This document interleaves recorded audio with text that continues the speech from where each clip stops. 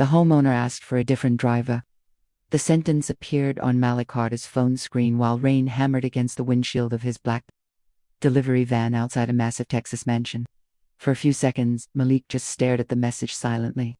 Then he looked back toward the giant house glowing behind iron gates. $1 million cars sat in the driveway. Warm yellow lights filled the windows. Music drifted faintly through the stormy night. Somewhere inside, rich people were laughing while he sat alone gripping the steering wheel hard enough to hurt his fingers. Delivery reassigned. Reason. Custom. He felt uncomfortable. Malik slowly leaned back in his seat. Not angry yet. Just tired. Because he already knew what uncomfortable meant. It meant the homeowner opened the security camera. Saw a large black man standing outside with food delivery bags, and suddenly decided someone else should complete the order. The rain outside became heavier. Water rolled across the windshield while lightning flashed above the wealthy Dallas neighborhood. Malik glanced toward the insulated catering bags sitting beside him. The order total alone was almost $900. Rich people party. Poor people deliver. That was America. His phone buzzed again. New driver assigned. Estimated arrival. 14 minutes. Malik closed his eyes briefly. 14 more minutes sitting outside a mansion where somebody decided his skin color looked threatening. The humiliation settled slowly into his chest. He had experienced versions of this his entire life. Women clutching purses in elevators. Store employees following him through aisles. Police cars driving slower beside him at night. Parents pulling children slightly closer whenever he walked past. At 34 years old, Malik understood something painful about racism. Sometimes nobody screams slurs anymore.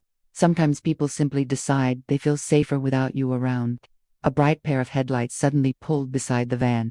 Another delivery driver. Young white guy. Maybe 21 years old. The driver rolled down his windows, smiling casually. You, Malik? Malik nodded once. The kid looked awkward immediately after noticing the situation. Ooh. He glanced toward the mansion, then back toward Malik. They switched drivers. Malik forced a faint smile. Looks like it. The younger driver looked embarrassed for reasons that had nothing to do with him personally. That's messed up. Malik shrugged quietly. Pays the same either way. But honestly, that wasn't true. Because humiliation always costs something emotionally. The younger driver hesitated before speaking again. You want me to say something, Malik? Looked toward the giant mansion one more time, then slowly shook his head. No. Because what exactly could anyone say? Please stop fearing black men automized, please. Remember humanity before stereotypes. Please stop treating existence like danger. The younger driver sighed, then carefully took the catering bags from Malik's fence. Sorry, man. Malik nodded again. The kid drove toward the mansion gates, while Malik remained parked alone in the storm. And suddenly something inside him cracked quietly. Not rage, loneliness. That deep, exhausting loneliness black men sometimes carried after years of being viewed as threats before human beings. Malik looked down at the old photograph taped beside his dashboard. A little black girl smiling brightly in a school uniform. His daughter Amina, 8 years old. Everything he did revolved around her now. The long delivery hours. The double shifts. The sleepless nights. 3 years earlier, Amina's mother died during surgery complications. Since then, Malik worked almost constantly trying to survive rising bills while raising a little girl who still cried quietly some nights asking when. Malik touched the photograph gently. Then started the photograph gently. Then started the van engine.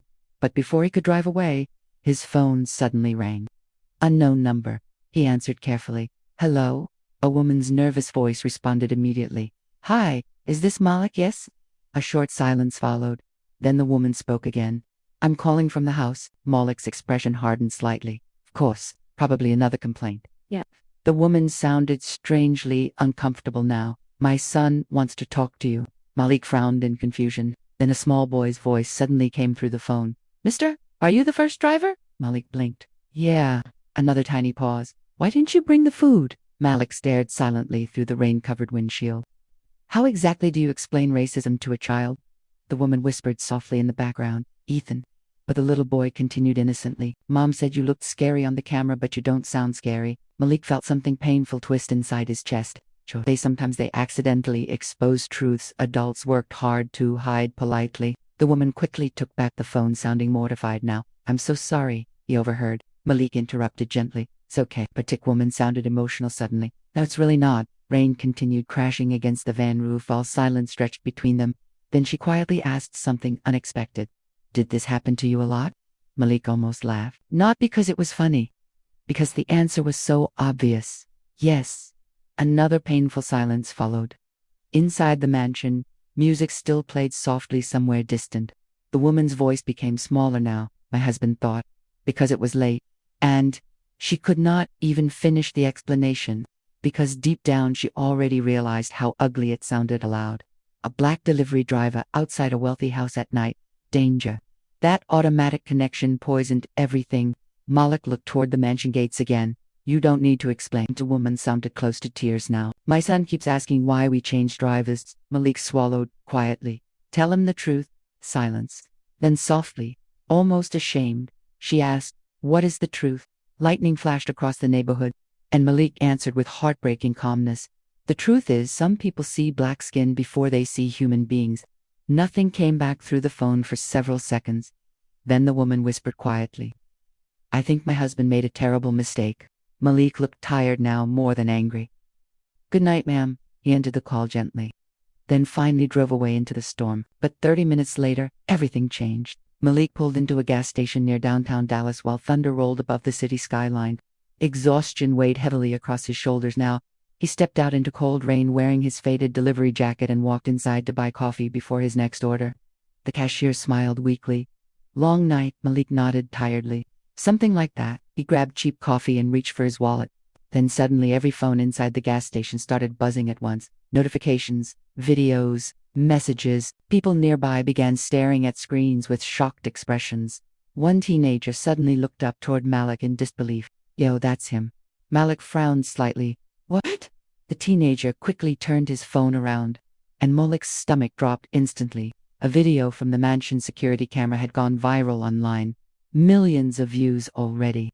The footage showed Malik standing calmly outside the gates holding catering bags while rain poured over him. Then the homeowner's voice played clearly through the speaker system. Can we get another driver? The video continued. He looks intimidating. Someone inside the mansion had leaked it, and now the internet was exploding.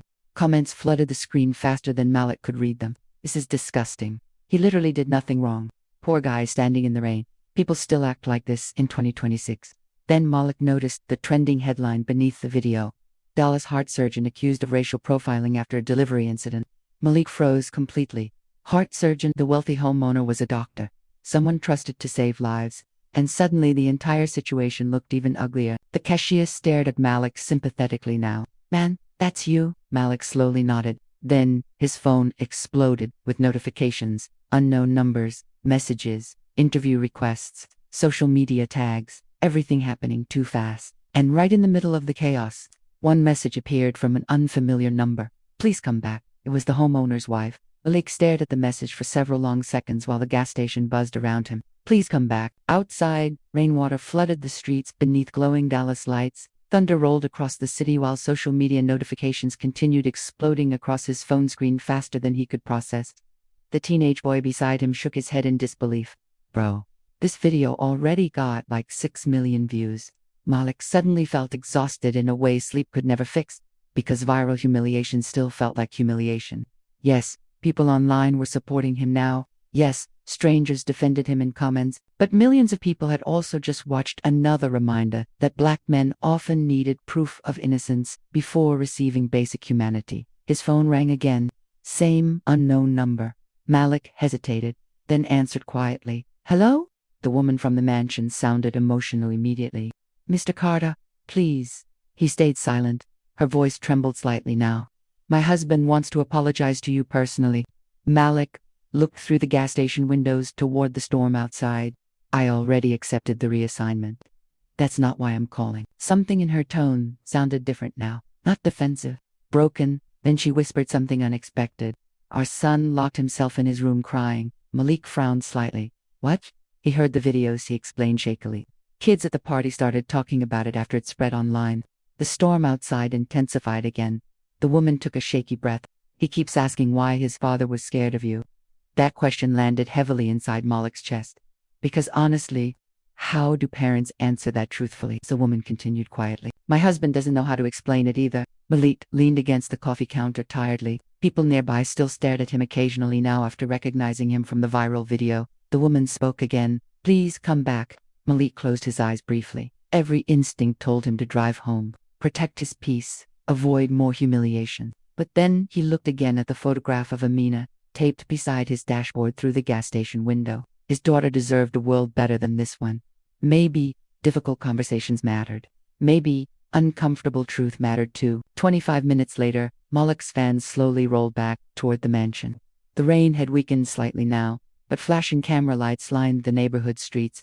News vans crowded nearby intersections while reporters stood beneath umbrellas speaking into microphones. The story had exploded nationally. As Malik approached the iron gates again, he noticed something different immediately. The gates were already open. No security delay. No suspicious questions.